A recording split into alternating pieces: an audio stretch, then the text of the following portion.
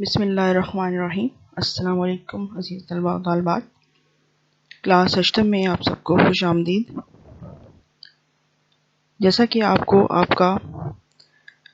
جو نصاب ہے کلاس ہشتم کا وہ مل چکا ہے اور آپ نے اس کو دیکھ لیا ہوگا۔ اس میں آپ کو جو ہے وہ 5 اسباق آپ کے جو ہے وہ شامل کیے گئے ہیں اردو اے سے، اور 2 نظمیں اور 2 غزلیات ہیں آپ کی، اور اس کے علاوہ اردو بی کا جو کام ہے وہ آپ کو آپ کے جو ہے مل جائے گا۔ آپ کو قواعد و انشاء جو ہم جماعت کی ہے اس میں سے مل جائے گا آپ کو۔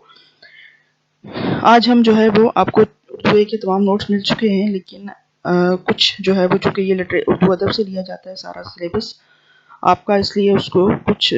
تشریح کی ضرورت ہوتی ہے۔ تو اس کے لیے آپ یہ لیکچر ارینج کیا گیا ہے۔ لیکچر میں آپ کو آج حمد سے ہم سٹارٹ کریں گے اپنا جو ہے آپ کا ہشتم کلاس کا جو نصاب ہے اس کو ہم حمد سے پہلے اس کا آغاز کریں گے، اور آج میں آپ کو حمد جو ہے وہ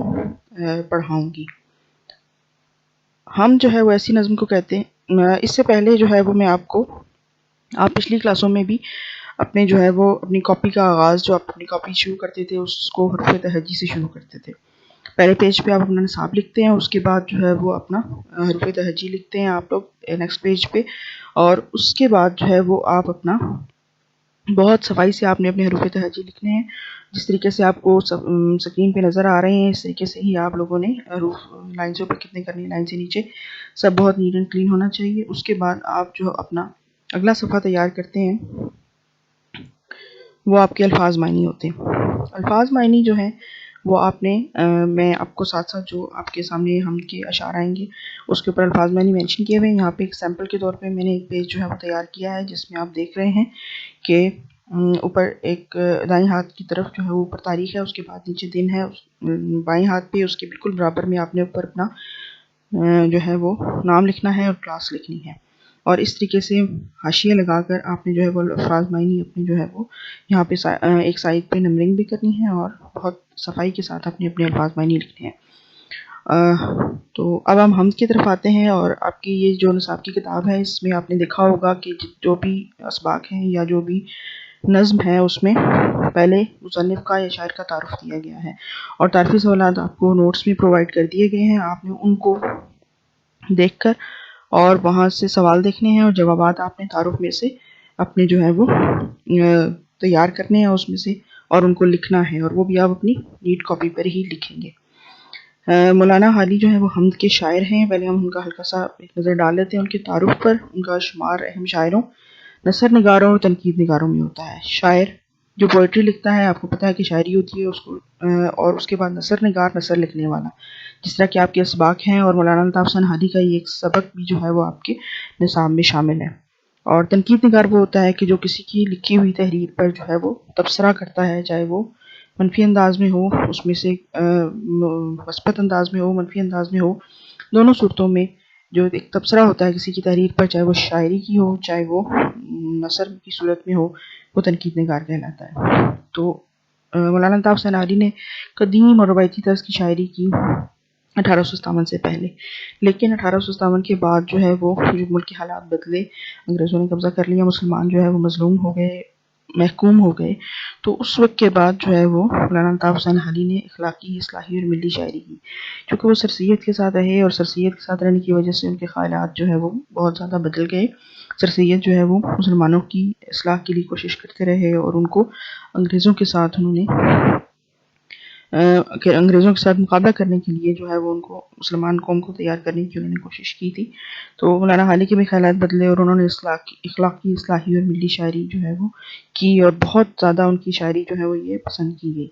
اور جو جدید شاعر ہیں، تنقید نگار ہیں، سوانح نگار، سوانح نگاری میں بھی انہیں اولیت کا درجہ حاصل ہے۔ سوانح نگاری ہوتی ہے کسی شخصیت کے بارے میں، اس کی زندگی کے بارے میں لکھنا، اس کی شخصیت کے بارے میں لکھنا، اس کے انداز اور اطوار کے بارے میں لکھنا، اور زندگی میں جو ہے وہ ان کی کیوں ایک وہ شخصیت اہم ہے، کیوں ہم ان کو جانتے ہیں، مشہور شخصیات جو ہیں ان کے بارے میں، ان کی زندگی کے بارے میں لکھنا سوانح نگاری کہلاتی ہے۔ اور ان کی اہم کتابوں میں دیوان حالی، مسدس حالی، مدح جزر اسلام۔ مدح جزر اسلام نام ہے کتاب کا، اس کو مسدس حالی بھی کہتے ہیں، کیونکہ اس جو بک ہے، جو وہ شاعری کی کتاب ہے، اس میں پوری بک پوری کتاب جو ہے وہ اس کا ہر بند جو ہے وہ 6 مصروں پر مشتمل ہے، اور 6 مصروں پر مشتمل جو بند ہوتا ہے اس کو مسدس کہتے ہیں، اس لیے اس کتاب کا نام جو ہے وہ مسدس حالی مشہور ہو گیا۔ اس کے بعد ہم حمد کی طرف چلتے ہیں۔ حمد جو ہے وہ آپ اپنی بک کا صفحہ کھول لیں حمد کا، اور اس کے ساتھ ساتھ میں آپ کو بتاتی جاؤں گی۔ آپ نے مشکل الفاظ کے معنی جو آپ کو اسکرین پہ نظر آ رہے ہیں وہ اپنی بک کتاب پہ بھی لکھنے ہیں، اور پھر اس کے بعد اپنی کاپی پہ بھی لکھنے ہیں۔ قبضہ ہو دلوں پر کیا اور اس سے سوا تیرا، ایک بندہ ہی نافرما ہے حمد سرا تیرا۔ بندہ نافرمان بندہ ہے، ایسا بندہ جو اللہ تعالیٰ کا کہنا نہیں مانتا۔ حمد سرا، حمد بیان کرنے والا۔ اب مالی یہ کہہ رہے ہیں اس شعر میں کہ اس سے زیادہ دلوں پر اللہ تعالیٰ کے قبضے کا اور کیا ثبوت ہو سکتا ہے کہ میرے جیسا ایک نافرمان بندہ بھی اللہ تعالیٰ کی حمد بیان کر رہا ہے، یعنی کہ اللہ ہمارے دلوں پر اس قدر چھایا ہوا ہے، اس قدر اس کا غلبہ ہے، ہم وقتی طور پر جو ہے وہ دنیاوی بہکاوے میں آ کر اس کو بھول جاتے ہیں، اس کی جو ہے وہ جو ہمارے اوپر عنایتیں ہیں ان کو بھول جاتے ہیں، لیکن اللہ تعالیٰ کا قبضہ ہمارے دلوں پر اس قدر ہے کہ وہ جب چاہے اپنا جو ہے اپنی محبت، اپنا جو جلال ہے، اپنی قدرت سے ہمارے دلوں کو جو ہے وہ اپنی طرف مائل کر سکتا ہے۔ تو میرے جیسا نافرمان بندہ بھی جب اللہ تعالیٰ کا حمد بیان کر رہا ہے تو اس سے زیادہ بڑا اللہ تعالیٰ کے ہمارے دل پر قبضے کا کوئی ثبوت نہیں ہو سکتا۔ وہ سب سے مقدم ہے حق تیرا ادا کرنا، بندے سے مگر ہوگا حق کیسے ادا تیرا۔ مقدم کا مطلب ہے سب سے پہلا۔ یہاں پہ شاعر کہہ رہے ہیں کہ اللہ تعالیٰ کا حق ادا کرنا سب سے مقدم ہے، سب سے پہلا ہے، یعنی کہ ہمیں دنیا میں آنے کے بعد سب سے پہلے اللہ تعالیٰ کا حق ادا کرنا چاہیے،